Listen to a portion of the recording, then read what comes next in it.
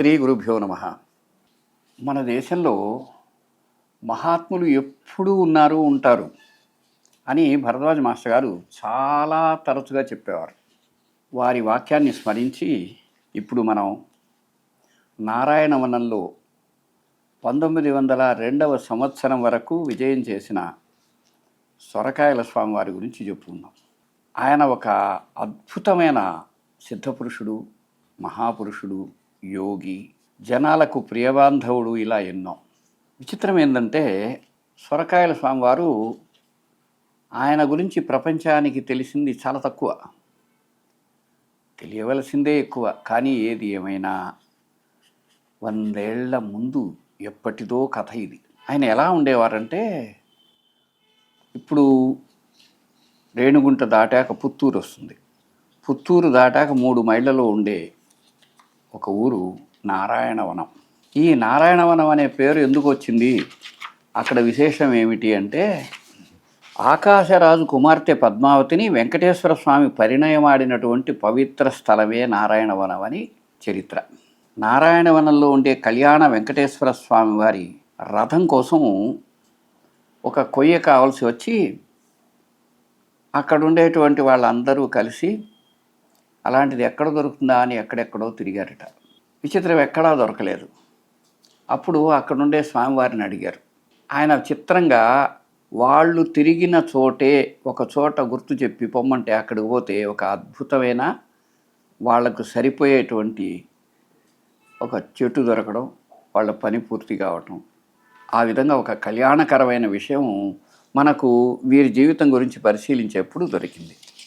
కానీ వీటన్నిటికంటే మనం ప్రథమంగా గణించుకోదగిన ఒక విషయం చెప్పుకుందాం. వేదం అనేది మనందరికీ తెలుసు, కానీ మనందరికీ తెలియదు. తెలిసిందేమిటి, వేదం అంటే ఏమిటి, 4 వేదాలు, వాటి పేర్లు ఏదో కొన్ని ఇతరులు చదువుతుంటే వినడం, అంతవరకే తెలుసు. వేదము ఒక అద్భుతమైన జీవన వ్యాఖ్యానం, ఆధ్యాత్మిక వ్యాఖ్యానం. సృష్టితో తాదాత్మ్యం చెందిన మహాపురుషులు తమదైన రీతిలో వ్యక్తీకరించిన భావాలే వేదాలు, అందులో ఉండేటువంటి మంత్రాలు. నారాయణవనంలో ఆ స్వామివారు విజయం చేసి 124 సంవత్సరాలైంది. ఆయన గారు అంతుబట్టని మహానుభావుడు అనమాట. ఒక రామానుజన్ నాయుడు అనే ఆయన ఒకసారి ఒక మాట చెప్పారు. ఒకనాడు ఆయన ఇంటి అరుగు మీద కూర్చొని సొరకాయల స్వామి ఆ చెట్టు మీద ఉన్న 2 పక్షులను చూపుతూ, చూడు, ఒకటి ఊరకే కూర్చుంది, ఇంకొకటి తనకిష్టమైన పండ్లు తింటోంది అన్నట. ఆ భక్తుడు ఎలా చూస్తున్నాడు.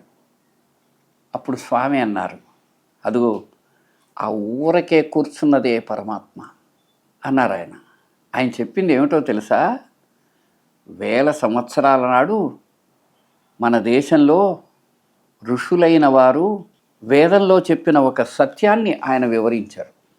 అది ఏమిటి అంటే, మామూలుగా ఈ వైదిక సంప్రదాయం తెలిసిన వాళ్ళు ఏమనుకుంటారంటే, ద్వా సుపర్ణ సయుజా సఖాయ సమానం వృక్షం పరిషశ్వజాతే తయోరన్య పిప్పలం స్వాద్వత్వా అస్నన్యో అభిషాకశీతి అని.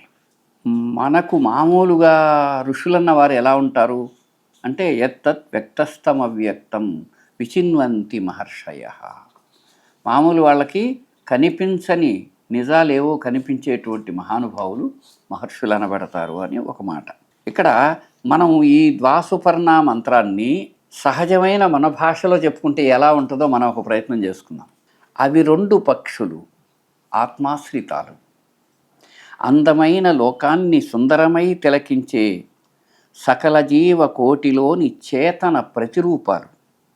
ఒక పక్షి పాడితే మరో పక్షి వింటుంది, పాడేది వినే పాట ఒక్కటైపోతే అది నిత్యానందం, అది జ్ఞానానందం. ఆత్మజ్ఞానపు లోతులలో అణిగి ఉండే భావం అదే. వేదనాద విస్తృత భావ మంత్రార్థ రహస్యమిది. సకల జీవ కోటి ఉనికి వెనుక ఉన్న మర్మం ఇదే ఇదే ఇదే ఇది దానికి ఒక భావంగా చెప్పుకోవచ్చు. అంటే ఆయన ఎంతటి ఆధ్యాత్మిక స్ఫూర్తి కలిగిన మహానుభావుడో ఈ సంఘటన తెలియజేస్తుంది. అట్టి సొరకాయల స్వామివారు సామాన్య జనానికి ఒక అద్భుతమైన మహానుభావుడిగా మాత్రమే తెలిసినవారు. ఆయన గురించి సాధారణంగా 3 సంఘటనలు చెప్పుకుంటూ ఉంటారు. కానీ ఆయన జీవించినంత కాలము నిరంతరము దివ్య లీలామయమైన జీవితమే గడిపారు. ఆ నారాయణవనం చుట్టూ ఒక 10 గ్రామాలకే పరిమితంగా తిరుగుతూ ఉండేవారు. ఆయన ఎలా ఉండేవారు? సాధుమూర్తులు ఎలా ఉంటారో అట్లాగే ఆకలైతే ఎక్కడైనా భిక్ష చేస్తారు. ఎందుకని? ఆయన ఉండే తీరు చాలా ఇదిగా ఉండేది. సొరకాయల స్వామిని ఎందుకంటారంటే ఎండిపోయిన సొరకాయ బుర్రలు పెట్టుకొని ఉండేవాడు ఆయన. భుజాన ఒక గుడ్డల మూట, తలకొక కట్టు, మోకాళ్ళ వరకు చిరిగిపోయిన పంచె, చేతిలో 2 కుక్కలు కట్టిన తాడు, తినడానికి ఒక భిక్షాపాత్ర, అన్నము గంజి పోసుకోవడానికి సొరకాయ బుర్రలు, ఇలా ఉంటాడు.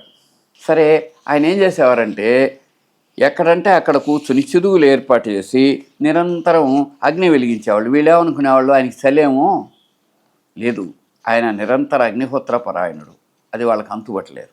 పొట్టి మనిషి, బాగా జడలు కట్టిపోయిన జుట్టు, పొడవైన నిడుపాటి తెల్లటి గడ్డం. ఆ గడ్డం కిందకి వక్షస్థలం కిందకు ఉంటుంది. దాని చివర ఒక దగ్గర చిన్న ముడేసుకొని ఉండేవారు. కళ్ళు బాగా మెరిసేవి. గంభీరంగా తనలో తాను కానీ ఇతరులతో కానీ సాధారణమైన తమిళ భాషలో ఎప్పుడైనా ఏదైనా పెట్టకథలు చెప్పేవారు. కొంతమంది ఏమనేవారు, ఆయన 200 సంవత్సరాల నుంచి ఇక్కడే ఉన్నాడంట అనేవారు. కొందరేమో మా తాతకి 90 ఏళ్ళు, ఆయన చిన్నప్పుడు కూడా ఈయన ఇలాగే ఉన్నట్ట. ఇలాంటి కథలన్నీ కూడా అక్కడ మనం చాలా విన్నాం. కానీ ఆయన ఎప్పుడూ నిత్య సంతుష్టిగా ఉండేవాడు. కళ్ళు ప్రేమమయంగా ఉండేవి. కానీ ఆయన మాటలు మాత్రం ఎక్కువ అర్థమయ్యేవి కావు. మర్మంగా మాట్లాడేవారు. ఏకాంత ప్రియుడై ఉండేవారు. కానీ విచిత్రం ఏంటంటే ఎవరైనా ఒళ్ళు బాగాలేదని ఆయన దగ్గరికి వస్తే మాత్రం ఆకుమందులు, తాము తాగే నీళ్లు, అన్నము పెడితే వాళ్ళకు బాగయ్యేది. ఆయన అక్కడ కూర్చున్నాడు. ఎవరైనా ఒక భక్తుడు వచ్చి నిలువుగా బొట్టు పెట్టాడు, ఏమండు. అడ్డంగా పెట్టాడు, కాదనడు. ఒక చుక్క పెట్టాడు, ఏమండు. వాళ్ళ ఇష్టం. వాళ్ళ భక్తిని బట్టి ఏం చేసినా ఆయన ఊరుకునేవారు. ఆహారం విషయంలో ఏం లేదు, ఏది పెట్టినా తింటాడు. అదేవిధంగా ఎప్పుడు ఏదో ఒక పని చేస్తూ ఉండేవాడు. ఎప్పుడున్నా చూడండి సొరకాయల స్వామి అంటే నడుస్తూ ఉంటాడు. కట్టెలు మాత్రం కొడుతూ ఉండేవారు, వాటిని మండించేవారు, భిక్ష చేసేవారు. ఆయన నాగలాపురంలోనో నారాయణవనంలోనో ఆ మధ్యలోనో తిరుగుతూ ఉండేవారు. మనకు అందిన ఒక వర్తమానం ఏంటంటే 3-4 సార్లు ఆయన మద్రాసు వెళ్ళొచ్చారు. అందులో ఒకసారి ఏం చేశారంటే సెంట్రల్ స్టేషన్కి వచ్చారట. ఆయనతో పాటు ఒకరు భక్తులు ఉన్నారు. ఆయన పేరు వేణుగోపాల్ నాయుడు. అది రికార్డ్ అయింది. ఆయన ఏం చేశారు, అందరూ ఉన్నారు, వచ్చి రైలు ఎక్కారు. మామూలుగా ఆయనతో పాటు మరికొంతమంది కూడా వచ్చేవారు. ఆయన చింతాద్రిపేట అని ఆ ప్రాంతంలో ఆయన భక్తులు ఉండేవారు. వచ్చిన తర్వాత బాబుగారు ఏం చేశారు, ఈ సొరకాయల స్వామి వారు తన చేతిలో ఉండే లావుపాటి కర్ర పడుకోబెట్టేవారు, కాకుండా ఆ రోజు నిలబెట్టారు. సరే, వెంటనే ఏం చేశారు, రైలు సిగ్నల్ ఇచ్చారు, గంట కొట్టారు, బయలుదేరమన్నారు. అది కదల్లా. మరి కొంచెం సేపు అయిన తర్వాత ఇంజిన్ మార్చారు, అప్పుడు కదల్లా. ఎవరో గుర్తించారు, అయ్యా బాబు, మీరు ఆ స్వామిని గురించి హేళనగా మాట్లాడి బాధ పెట్టారు కదా, ఆయన ఎటబడితే అట అన్నారు కదా, అందువల్లనే ఆ సత్పురుషుడు ఇలా నిలబెట్టుకొచ్చున్నాడు అని. అప్పుడు వాళ్ళు వచ్చి ఆయనకి క్షమాపణ చెప్పారు. వెంటనే అది ఇటనే కింద పడుకోబెట్టారు. రైలు కదిలింది. అది చాలా ప్రఖ్యాతమైంది. సొరకాయల స్వామి మాటను అనుసరించి రైలు కూడా కదలలేదు. ఇది ఒక సంఘటన. తర్వాత ఇంకోటి ఏంటంటే, స్వామివారు రైల్లో వచ్చితే పుత్తూరులో దిగుతాడు. ఆ రాత్రి వీలైతే అక్కడే ఉంటాడు. తర్వాత అక్కడే భజన బృందాలతో కలిసి మళ్ళీ నారాయణవనం నడిచిపోతారు.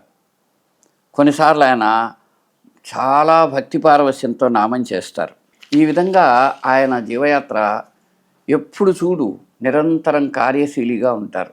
ఆయన ఎక్కడైతే తను సమాధిగతుడవుతారన్నారో అది ముందు చెప్పారు. ఇప్పుడు మీరు వెళ్ళి మనం చూసే సమాధి మందిరం ఆయన సూచించిందే.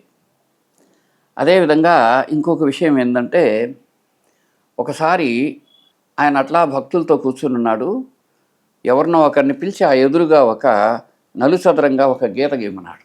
చిత్రంగా ఒక అతను వచ్చి అందులో నిలబడ్డాడు. అట్లా చూస్తూ కన్నీళ్లు గారుస్తూ గొప్ప పారవశ్యంతో ఉన్నాడు అతను. ఎవరో పోయి ఏమైందయా అన్నాడు. నేను హిమాలయాల నుంచి వచ్చాను, నాకు వీరి దగ్గరకు పోతే నా జన్మ సఫలమవుద్దని దివ్య దర్శనమైంది. నిజంగా నేను ఇక్కడికి రావడంతో నాకు అంతటి పుణ్యం అబ్బింది. ఈయన సామాన్యుడు కాదు అని ఏదో అన్నాడు. కొంచెంసేపటి తర్వాత చూస్తే అతను లేడు, వెళ్ళిపోయాడు. భిక్షగాడికి అడగకుండానే అమృత ఫలం ఇచ్చినట్టు ఆయనకి ఏమిచ్చారో మరి. ఆ తర్వాత విచిత్రం జరిగింది. ఆయన కాళహస్తి దగ్గర మడుగుల స్వామిని ప్రఖ్యాతమయ్యాడు. ఆయన మడుగులో పోతే ఎన్నో గంటల పాటు అలా ఉండిపోయేవాడట, రోజుల పాటు కూడా. ఆ తర్వాత బయట వస్తే యథారీతిగా ఉండేవారు. ఆయనను రామచంద్ర నాయుడు అని ఒక ఆయన, బీడీలు రామచంద్ర నాయుడు అనే ఆయన గారు ఆదరించి గౌరవిస్తే ఆయనను అనుగ్రహించిన కారణంగా ఇప్పుడు ఆయన తోటలో ఆ మహనీయుడి సమాధి ఉంది. సుఖబ్రహ్మాశ్రమానికి పోయేటప్పుడు ఆ ఎడం వైపున ఆయన సమాధి కనిపిస్తుంది. ఆయన మడుగులో స్వామి సమాధి అంటారు. నా అవకాశం ఉంటే మనం చూడవచ్చు. వారు ఆగస్టు నెల 9వ తేదీ 1902వ సంవత్సరంలో శ్రావణ శుద్ధ పంచమి నాడు, దాన్ని గరుడ పంచమి అని కూడా అంటారు, ఆ రోజు ఆయన దేహత్యాగం చేశారు. దేహత్యాగం చేయడానికి ఎంతో కాలంగా ఆ చుట్టూ ఉండేటువంటి ఆ మానవులందరినీ ప్రభావితం చేశారు. ఆయనను చిట్ట చివరగా ఒక పురుషోత్తమ నాయుడైన ఆయన బిగ్గరగా ఏడుస్తూ, తండ్రి మీరు ఏదైనా ఉపదేశం ఇస్తారా అని అడిగారు. సరి అయిన చోట హృదయాన్ని నిలపడం చాలా కష్టం, అంటే భగవంతుని స్మరించడం కష్టం. పరోపకారం చెయ్యి, మంచి పేరు సంపాదించుకోవటానికి చాలా కాలం పడుతుంది. చంచలంగా అటు ఇటు పరిగెత్తుకు. చంచల స్వభావుడికి లభించేది ఏమీ లేదు. ధైర్యంగా ఒక చోట నిలిస్తే నీకు నెలకు 3 వరహాలు లభిస్తాయి అని ఉపదేశించారు. ఏది ఏమైనా ఆయన వల్ల ఆ సమాజం అంతా ప్రభావితమైంది. తమాషా ఏంటంటే ఇప్పుడు ఆ సమాధి దగ్గర కూడా ఆయన ప్రత్యక్ష సందర్శనం లభిస్తోందని జనాలు అనుకుంటారు.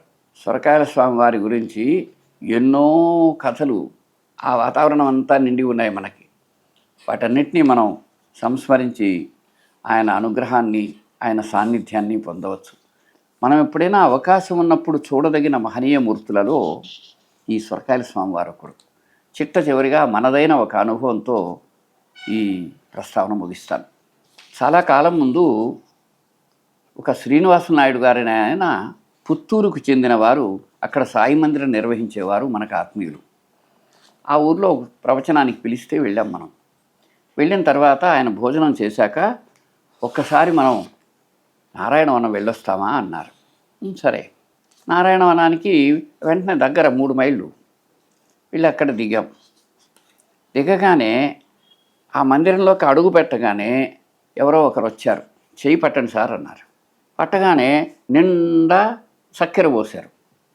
అప్పుడు చెప్పారు, సార్ ఇక్కడ మాకు సంప్రదాయం ఉంది, ఏదైనా అనుకుంటే ఆ కోరిక నెరవేరితే దేవుడికి చక్కెర నైవేద్యం పెట్టి వాకిట్లో మొదట ఎవరొస్తే వాళ్ళకి ఇస్తాము, ఆ తర్వాత అందరికి పంచుతాము, ఈరోజు మీరు వచ్చారు మీకు ఇస్తున్నాము అని. అప్పుడు శ్రీనివాస నాయుడు గారు ఒక మాట అన్నారు, సార్ నేను మిమ్మల్ని భగవంతుడు ఎలా అనుగ్రహిస్తారో చూడాలనుకున్నాను. సొరకాయల స్వామి నారాయణవనంలో మిమ్మల్ని ఈ విధంగా అనుగ్రహించారు సార్, చాలా సంతోషంగా ఉందని. ఆ చక్కెరను మధురతరంగా అందరికీ పంచుకొని ఆ స్మృతిని మనం మిగిలించుకున్నాం. అందుకు కారణమైన పరమాత్ముడికి నమస్సుమాంజలి ఘటిస్తూ ప్రస్తుతానికి సెలవు. నమస్కారం.